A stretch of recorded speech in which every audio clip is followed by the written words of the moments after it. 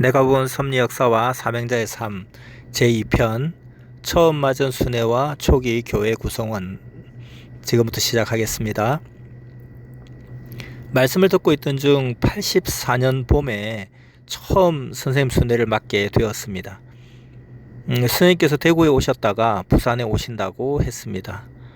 초창기 대구 멤버들은 아주 심정이 뜨겁고 선생과의 관계도 좋아서 신부의 도시라는 별칭을 가지고 있었고, 또 인원도 많고 아주 적극적인 성향으로 선생님이 친근하게 여겼던 곳이라 대구에 자주 오셨다고 합니다. 그래서 그때 대구에 오신 김에 아직은 열악한 부산도 들러 가신다고 했습니다. 그때가 부산에 두 번째 오신 것으로 기억하는데요. 첫 번째 부산에 오셨을 때는 아주 심정 상하는 일이 있었다고 들었습니다. 부산 KBS 방송국 공개 스튜디오를 빌려놓고 와보라 하는 전단지를 만들어서 열심히 전단지를 돌리고 실제 제법 많은 사람들이 모였다고 합니다. 그때는 이제 부산이 아무도 회원이 거의 없다시피 할 때죠. 그리고 이제 부산이 고향인 멤버들이 내려와서 같이 도왔다고 합니다. 그래서 이제 제법 많은 사람들이 모였는데 선생님이 오셔서 이제 말씀을 전하게 되는데, 듣는 사람들의 반응과 자세가 아주 안 좋았답니다. 그런데다가 누군가 한 사람이 질문하기를 당신이 정말 성경을 그렇게 많이 읽고 기도 생활을 많이 한 신령한 사람이라면 내가 지금 이 책에 들고 있는 이 책에 몇 페이지에 무슨 내용이 있는가 맞춰보라 하면서 잡지, 타임지 잡지를 손에 들고 질문을 했다고 해요. 그래서 안 그래도 말씀 듣는 분위기도 또 그리고 자세도 안 돼 있던 터라 선생님은 그냥 심정이 상해서 조용히 가방을 챙기고 일어서려 했다고 합니다. 그때 이제 부산에서 처음 전도되었던 한 대학생 회원이 속으로 막 기도를 했대요. 선생님께서 막 나가시려고 하니까.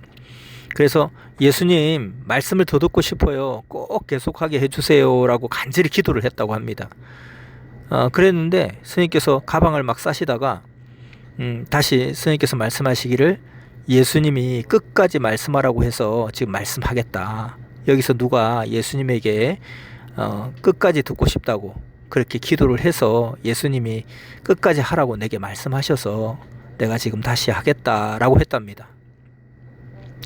참고로 이제 당시에는 이제 통과 번호라는 말이 있었는데요. 이게 뭐냐면은 각 지방마다 그리고 섭리 전체로도 수료한 순서로 학번처럼 번호를 막 부여했거든요. 예를 들면 뭐 부산 1번 또는 뭐 대구 1번, 그리고 또 전국적으로도 83년도에 수료를 했는데 전국에서 10번째로 수료를 했다. 그러면은 83-10번 이런 식으로 통과 번호가 다 있었습니다. 아마 거의 90년도 정도까지 이 번호를 쓴 것 같아요. 참고로 저는 이제 84-126번이거든요. 84-126번 그렇게 기억하는데요. 부산 1번 이분이 이제 지금의 저의 처형인데 각 지역의 1번을 기준자라 해서 아주 그들의 생존 여부가 아주 중요한 힘으로 인식되었던 그런, 왜냐면 기준자니까요.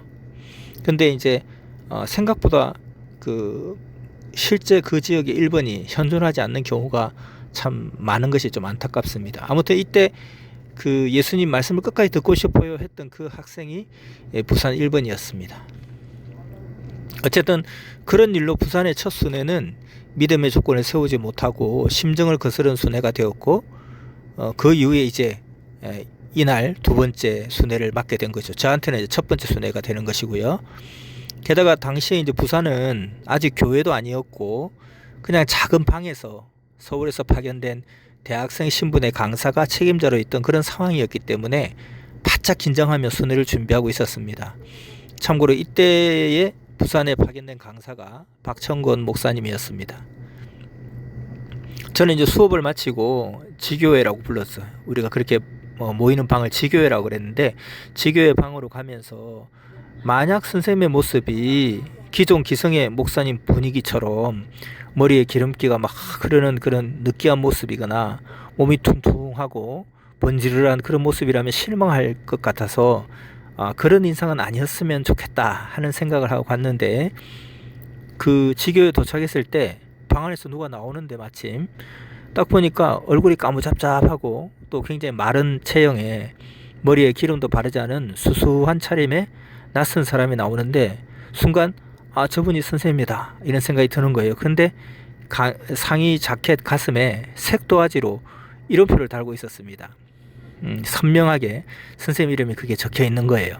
그래서 그 모습에 굉장히 호감이 갔고 마음이 또 놓였습니다. 그 순회 때 이제 특별히 또 기억나는 것 몇 가지를 이야기하자면 밤에 스님께서 강의를 이제 하시는데 그 좁은 방 단칸방에 20여 명이 방과 마루에 꽉 앉아서 말씀을 듣는 상황이었거든요. 선생님도 그냥 제일 코너 모서리에 간이 의자에 탁 앉아가지고 옆에 칠판 하나만 두고 선생님도 꼼짝달싹 할 수 없는 그런 상황이었어요. 바로 뭐 선생님 무릎 앞에까지 사람이 바짝 붙어 있었기 때문에 선생님은 뭐 무릎도 다리도 제대로 펴지 못하고 꼼짝달싹 못하게 선생님 또한 똑같은 입장에서 계속 말씀을 강의하셨습니다. 30개론 말씀 강의하셨는데요. 불말세 그리고 비유 강의를 중심으로 쭉 말씀을 해주셨습니다. 좀 막차 시간을 놓치기 직전까지 강의를 하셨어요. 개인적으로 이제 말씀을 배울 때 불말세 그리고 비유론 이 말씀들이 참 기성교회 다니면서 많이 불만족스러웠던 점을 속 시원하게 풀어줬던 강의이기 때문에 강의 듣는 중에 굉장히 감동을 받았고 그래서 또 기억도 잘 했던 터라 그 선생님께서 똑같은 말씀을 또 하시는 거예요. 그래서 강의 들을 때 그 소감은 다 배운 것, 다 아는 내용이다 하는 느낌이었지만은 또 실제 주인공이 와서 직접 전해주시니 그것이 더 다르게 느껴졌고 또 동시에 너무 좁은 곳에서 오랜 시간 또 말씀을 들으니까 온몸이 결리고 참 힘든 상황이기도 했습니다. 그래서 이제 겨우 막차를 타고 집에 거의 다 왔을 때쯤 같이 왔던 주명강 목사가 오늘 어땠냐고 묻는 거예요. 그래서 그냥 뭐 통상적으로 뭐 좋았다 그랬더니만 거기서 아주 그냥 의미심장하게 그리고 아주 나직하나 단호한 목소리로 그분이 시대의 사명자다 하면서 세 글자로 딱 이야기하는 거예요. 그냥 그분이 땡땡땡이다 이렇게 이야기하는 거예요. 이 초급 말씀도 아직 채 다 못 들은 상태에서 사명을 들어버린 거죠. 근데 이상하게 그 소리를 들었을 때 순간 헉 했지만 이상하게 별 거부감 없이 그렇구나 너는 그렇게 생각하는구나 그럼 맞겠지 뭐 그런 생각이 드는 거예요. 아주 나무일처럼. 근데 그냥 부담 없이 거부감 없이 그대로 받아들여졌습니다. 그때도 지금도 생각해 보면 그때 그런 생각이 들었던 게 참 신기한 것 같아요. 성령의 역사하심으로 그렇게 믿게 해주신 것 같습니다. 이제 다음날 가니까 저보고 오늘은 면담을 해야 된대요. 그리고 선생님은 그 전날 그 좁은 작은 단칸방에서 주무셨다는 거예요. 그런데 이제 면담을 해야 된다 하니까 좀 무서운 거예요. 왜냐면은 내 속을 다 꿰뚫어 볼 것 같아서 무서운 거예요. 다음에 너 하면 된다. 내 차례라고 하는데 도저히 할 수가 없고 무서워서 내 대신에 같이 기성교회 다녔던 여학생 동기가 먼저 들어가게 되었습니다. 제가 양보를 했죠. 들어가라고. 그래서 이제 한참 뒤에 이제 나오는데 펑펑 울면서 나오는 거예요. 그래서 그때 엄청나게 안도를 했죠. 야 정말 많이 야단 맞았구나. 저렇게 착한 친구도 저 정도인데 하마터면 나도 큰일 날 뻔했다. 내가 안 들어가기 정말 다행이다. 얼마나 야단 맞았으면 저렇게 울고 나올까. 얼마나 자기 속을 꿰뚫어 보고 아주 부끄러운 부분까지 다 꿰뚫어 봤으면 저렇게 할까. 그렇게 생각했죠. 근데 사실은 이제 그 친구는 너무 감동받아서 주체할 수 없는 눈물을 흘렸던 것입니다. 근데 이제 결국 저도 이제 면담을 하러 들어가게 되었습니다. 뭐 더 할 사람이 없는 거예요. 면담도 할 사람이 없으니까 이제 뭐 사람에서 너도 해야 된다. 결국 이제 거부하지 못하고 다른 사람 대타로 넣을 사람도 없고 그래서 제가 들어갔습니다. 들어가니까 선생님께서 이제 007 가방을 그때 아주 소중하게 들고 다니셨잖아요. 007 가방.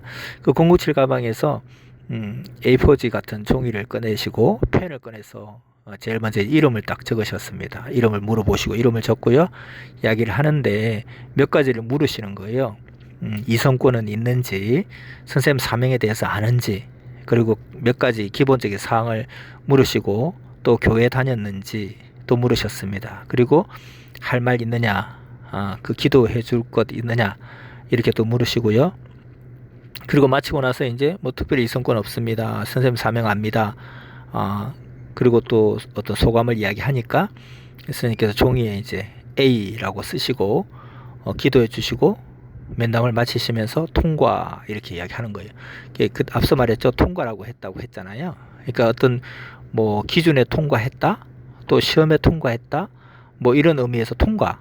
그래서 초기에 상당 기간 동안 수료식이 아니라 통과식이라고 그랬거든요. 그래서 초창기 때는 수료 대신에 통과라는 말을 썼는데 선생님 사명을 알고 새 역사로 오는 장애물을 뛰어넘었다, 이런 의미에서 통과라는 용어를 전반기 상당 기간 동안 썼던 것 같습니다. 선생님의 사명을 아는 것이 통과의 가장 중요한 조건이었죠. 그래서 그때는 실상 30개론 말씀도 보세요. 가르치는 궁극적인 목적이 시대 사명자를 깨닫게 하는 것이 30개론 강의의 가장 근본 목적입니다. 그 목적을 향해서 30개론 하나하나를 쭉 말씀을 전해가는 것이거든요. 그리고 이제 그때 당시에는 이제 결국은 이제 선생님을 만나서 면담하고 이런 확인받으면 그때가 자기의 통과 날짜가 되는 거예요. 통과식이 되는 거죠. 물론 이제 통과식이 따로 있지만 저는 이렇게 84년 봄에 선생님을 이렇게 만나서 면담을 했고 실제 수료 날짜는 84년 8월 15일 날 통과 날짜로 잡혀 있는데요. 아무튼 이렇게 통과식 이러한 사항들을 이야기를 했습니다. 또 한 가지 그 순회 때 특이한 사항은 그날 선생님께서 이제 자가용을 타고 오셨어요. 그때 당시에 이제 선생님이 타고 다니는 까만색 세단 자가용이 있었는데요. 지금은 뭐 당연히 단종됐겠죠. 마크 5라는 까만색 세단 자동차를 타고 다니셨는데요. 아마 정확한지는 모르겠습니다만은 그때 표성현 교수님이 사주셨다 이렇게 들었습니다. 근데 거기에 또 특이한 것은 그 뒤에 유리에 예수님 영이체 사진, 한때 우리 많이 소장하고 있었죠. 예수님 영이체 사진을 뒤에 또 붙이고 다니셨거든요. 근데 그 차를 이제 그 조그마한 자취방 앞에는 당연히 주차 공간이 없으니까 동네 공터에 차를 세워놨는데 그게 이제 차가 기스가 난 거예요. 그래서 이제 그것 때문에 굉장히 선생님 심정이 상해하셨습니다. 왜냐면은 그 자동차 기스난 것보다도 그것이 하나의 징조다. 이 중심권에서 일어난 일은 징조로 보기 때문에 더 이제 심각하게 생각하신 거죠. 이게 무슨 징조냐. 그래서 이제 첫 순회에 이어서 또 심정 상하는 일이 생기게 된 거예요. 그렇게 이제 가시는 날 바로 이제 직전에 이제 가시는 날 오후에 가시는데 딱 이제 오전에 이제 그게 발견하게 된 거죠. 그래서 심정 상하신 채로 또 대구로 둘렀다가 서울 가신 다음에 대구로 가셨어요. 그래서 이제 그 이후 대구는 더욱더 신부의 도시, 부산은 심정의 도시가 되었습니다. 심정이 뜨겁다 하는 의미의 심정의 도시가 아니라 심정거리라는 그런, 그래서 신부의 도시와 심정의 도시, 심정거리 도시. 근데 이제 그런 어려움이 있었지만 이후에 부산 섭리는 점점 회복하면서 심정의 도시라는 별칭은 그대로였지만 이제 그 심정의 도시가 심정거리라는 의미가 아니라 정말 글자 그대로 심정 깊은 심정의 도시로 변모해 나가게 되었습니다. 이런 일이 있었고요. 또 그때 스님께서 이제 오셔서 30대 후반 이제 40즈음이죠. 그렇게 전국을 다니면서 사람들을 만나주시고 세워주시고 그리고 그 작은 자취방 단칸방에서 주무시고 그렇게 하면서 이제 일일이 또 순회를 다녀주셨습니다. 이제 그 초창기 부산 섭리의 구성원들 출신들을 한번 살펴보면요, 의미 있는 특이점을 발견할 수 있습니다. 당시에 이제 부산 1번은 앞서 말했듯이 첫 순회 때 KBS 공개홀에서 스님께서 심정 상해에서 가방 접고 나가려 할 때에 예수님께 저 말씀 끝까지 다 듣고 싶다 했던 그 학생이었고요. 이후에 이제 그 학생이 가정 핍박으로 묶여 있을 때 부산 섭리에 기둥으로 세워졌던 두 감람나무가 있었습니다. 근데 이제 이 두 감람나무 이제 부산대 공대 복학생 학생들이었는데요. 한 사람은 단감동 출신이라고 하는데, 단감동이 어디냐면은 당시에 이제 부산에 그 화장터가 시내 안에 단감동에 있었습니다. 그래서 단감동 하면은 굉장히 좀 이제 화장터 동네, 굉장히 좀 뭐라고 해야 되나요? 아주 그 좀 그렇게 좋지 않은 동네였죠. 또 그리고 또 한 사람, 두 감람나무 중에 한 사람은 또 어디냐면은 부산에 이제 나병 환자를 격리하는 동네가 있어서, 격리해서 살게 하는 동네가 있었습니다. 그래서 나병 환자로 발병된 사람들은요, 이렇게 보면 뭐 눈썹이 없다든지 코가 없다든지 손가락이 뭉퉁하다든지 뭐 이렇게 이런 사람들이 한 군데 이제 격리해서 모여 살게 했거든요. 그 격리해서 사는 동네가 부산하면 유명한 오륙도라는 섬이 있잖아요. 그 오륙도 바로 앞에 그곳에 살게 했습니다. 근데 이제 그 나병 환자촌이 있는 거기에서 조그마한 산 하나만 딱 넘으면 같은 행정 소재지 용호동이라는 그 동이 있었어요. 그래서 거기 동네 출신이었습니다. 그래서 이제 저도 이제 그 동네 출신이죠. 그러다 보니까 이제 우리 교회 기성교회, 우리가 다녔던 기성교회도 오륙도 교회였습니다. 이게 이제 부산의 두 감람나무의 출신들이 어디서 왔느냐 하면은 그 나사렛에서 무슨 선한 것이 나랴 했던 것처럼 부산에서 가장 천대받던 화장터 동네하고 부산에서 가장 낙후된 지역 중에 하나인 나병 환자 격리촌 동네에서 시작되었다. 이 굉장히 동시성적인 의미가 또 있는 것 같습니다. 예수님 때처럼. 그리고 이제 그때 당시에 이제 저도 그렇고 명강 목사도 그렇고 우리 오륙도 교회 멤버 10수명이 초기 부산 교인들의 주축이었거든요. 그래서 이제 오륙도 교회가 한번 발칵 뒤집혀지기도 했습니다. 제가 이제 목사님께, 담임 목사님께 대표로 불려가 가지고 굉장히 면담도 받고 막 그렇게 했거든요. 아무튼 자, 이렇게 그 부산의 그 두 감람나무와 그리고 부산 처음의 주축 멤버들이 정말 그 뭔가 좀 이렇게 막 화려하고 멋진 그런 출신들이 아니라 가장 열악한, 또 가장 사람들이 업신여기는 그런 곳에서 시작되었다. 굉장히 또 의미가 있는 것 같습니다. 자, 이렇게 각 지방이 하나님의 역사하심과 선생님의 하늘 신부를 찾아 나선 그 발걸음으로 조금씩 싹을 튀어 나가게 되었던 것입니다. 자, 이것으로 내가 본 섭리 역사와 삼행자의 삶 2편 처음 맞은 순회와 초기 교회 구성원 편 마치겠습니다.